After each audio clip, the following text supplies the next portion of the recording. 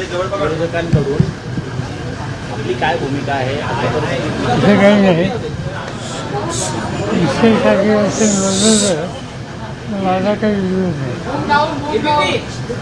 पण जो इश्यू आहे त्याचं discussion in discussion open discussion कधी असू शकत नाही. आता याच्या आधी एक दोनदा इन्सिडेंट झाले. एक दोनदा इन्सिडेंट झाल्याच्या नंतर डिफेन्स मिनिस्टरने मला आणि काही लोकांना बोलवलं. आमच्याबरोबर मॅच ठेवले.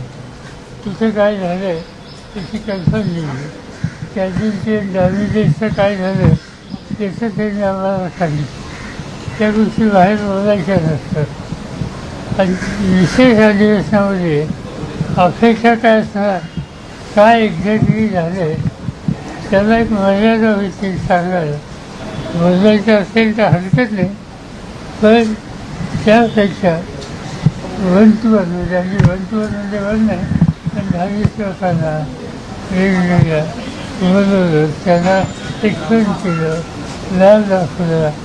माझ्या मागच्या वर्षा बैठकीमध्ये आर्म फोर्सेसचे अधिकारी त्यांना बोलवलं होतं. त्यांनी आम्हाला फॅक्ट सांगितलं.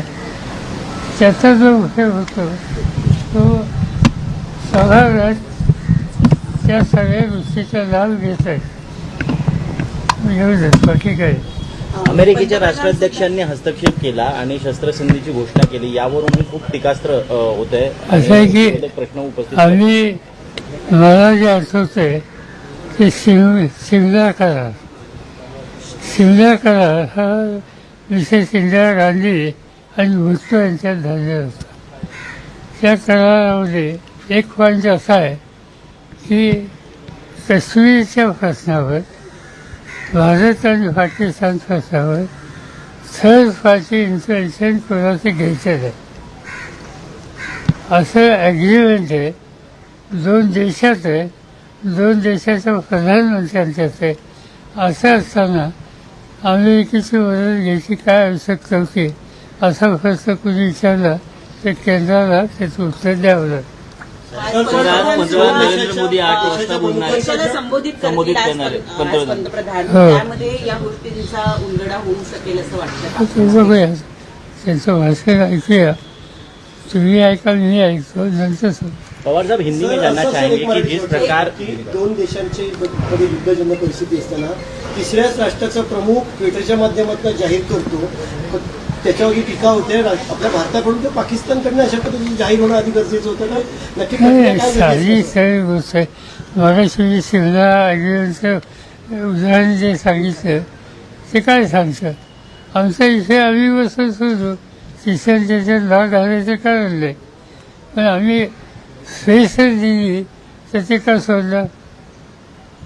पवार साहब हिंदी में एक बात जानना चाहेंगे कि जिस प्रकार तनावपूर्ण वातावरण है और प्रेसिडेंट ट्रंप के जो इंटरवेंशन के ऊपर सवाल उठाए जा रहे हैं और विशेष सत्र बुलाया जाए, ये मांग की जा रही है. बात ऐसी है, जहाँ तक विशेष सत्र पार्लियामेंट का, हम तो इसके खिलाफ नहीं, मगर ये सेंसिटिव इशू है. इस बारे में डेप्थ डिस्कशन, सीरियस इशू है, तो सदन में लेना मुश्किल होता है.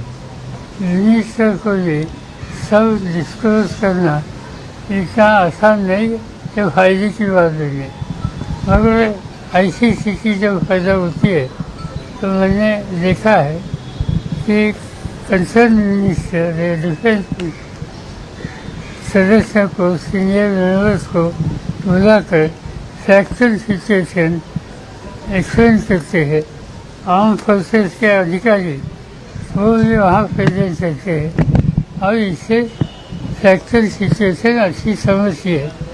मगर इसमें कुछ बातें ऐसी होती है कि वो कॉन्फिडेंशियल रखने की आवश्यकता होती है नेशनल इंटरेस्ट के लिए. इसीलिए हमने कहा कि ठीक है, सेशन बुलाना हो तो बुलाइए, मगर सेशन से ज़्यादा लाभ हम आपस में बैठेंगे तो होगा. तो क्या आप विपक्षी पार्टियों को बताएंगे कि ऑल पार्टी मीटिंग ज़्यादा कारगर होगी इस मुद्दे को लेकर? क्या सलाह देंगे आप कांग्रेस को? ये हम किसी को कहीं आप किसी को हम बताए ये हमारा ये है, उनको समझेगा कंचे